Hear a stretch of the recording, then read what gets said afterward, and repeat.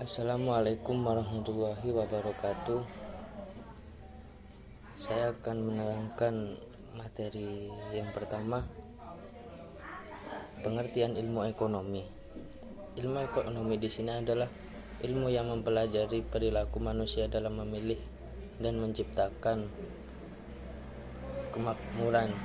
Inti masalah ekonomi adalah adanya ketidaksamaan antara kebutuhan manusia yang tidak terbatas dengan alat pemuas kebutuhan yang jumlah terbatas. Permasalahan tersebut. 2. Metode ekonomi.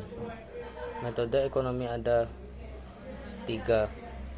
Struktur ilmu ekonomi. 2. Metode pendekatan. 3. Perangkap. Selanjutnya, sistem ekonomi. Suatu cara untuk mengatur dan mengorganisasi segala aktivitas ekonomi dalam masyarakat, baik yang dilakukan oleh pemerintah atau swasta. Pembangunan ekonomi yang didasarkan kepada demokrasi ekonomi menentukan bahwa masyarakat harus memegang peranan aktif dalam kegiatan pembangunan.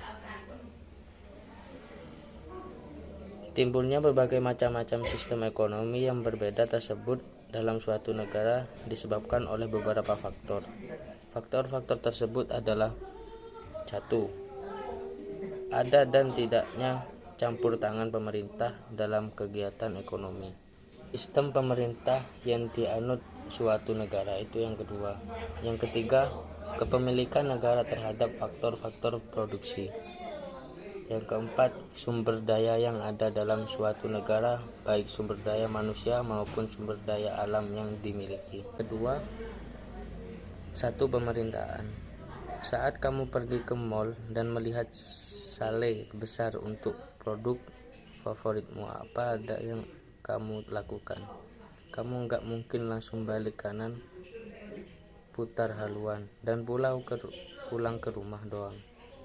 Yang ada kamu pasti tergoda untuk membeli, kalau bisa dibeli beberapa mumpung full set. Hukum dalam pemerintahan dapat kamu pahami dengan jelas dengan mengingat bahwa semakin rendahnya harga barang atau jasa. Yang kedua, penawaran.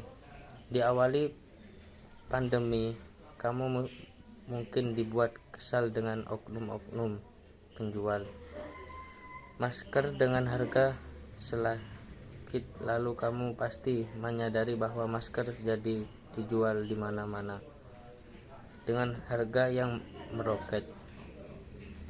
Permintaan ada 3 jenis: permintaan efektif, permintaan potensial, permintaan mutlak atau absolut. Penawaran ada 2, yaitu penawaran mikro dan penawaran makro. Langsung saja resumen yang ketiga, teori produksi. Teori produksi memiliki banyak analog dengan teori perilaku konsumen.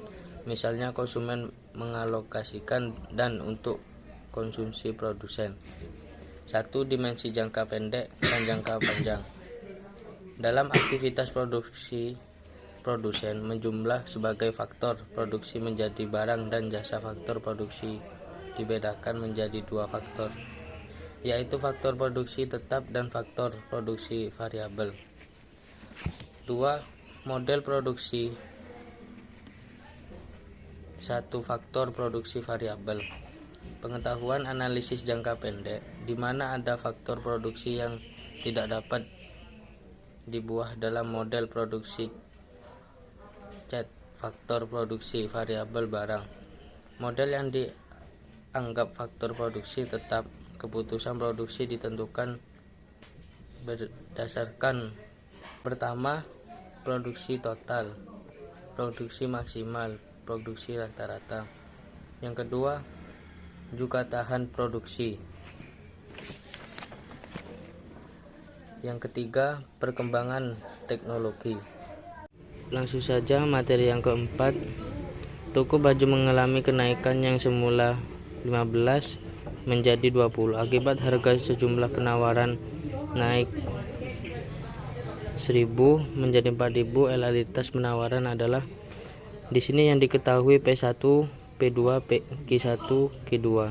Yang P1 15.000, P2 20.000, Q1 1.000, Q2 4.000.